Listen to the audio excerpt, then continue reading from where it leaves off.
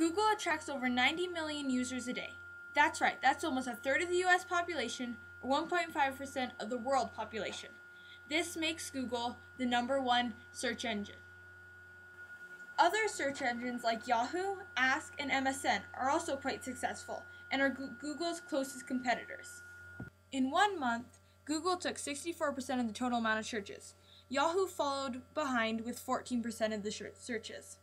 However, before these leading companies started their businesses, there were many previous search engines, including the first search engine, Memex. In 1945, Memex was created by Vannevar Bush, who wished to create a database containing a vast amount of information that combined all of the human knowledge.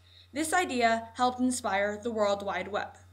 Following Memex, Project Xanadu was founded in 1960 by Ted Nelson.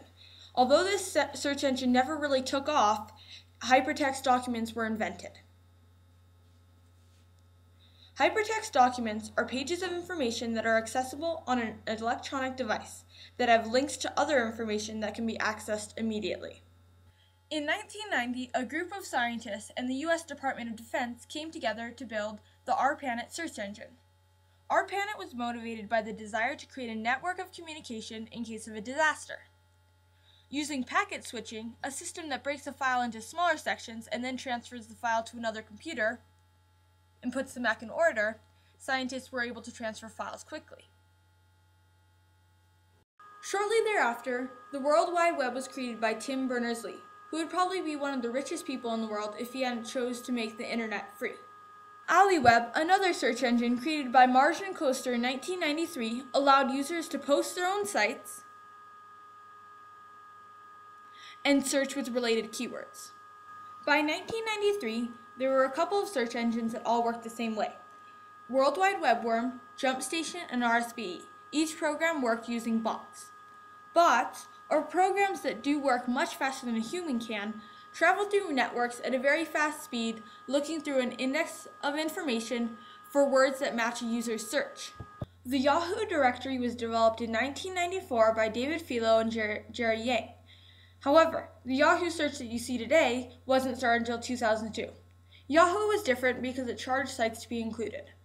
It was also different because the results from a search included a description of each page that was found.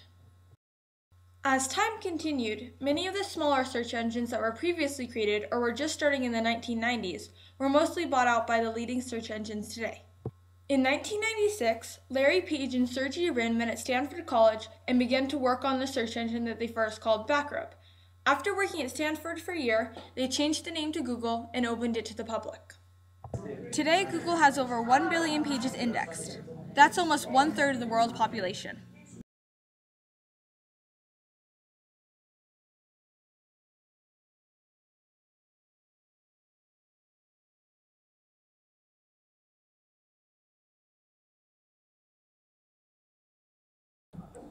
Google has 3 parts: the search query, the Google bots, and the index. When you type in a search, for example, Facebook,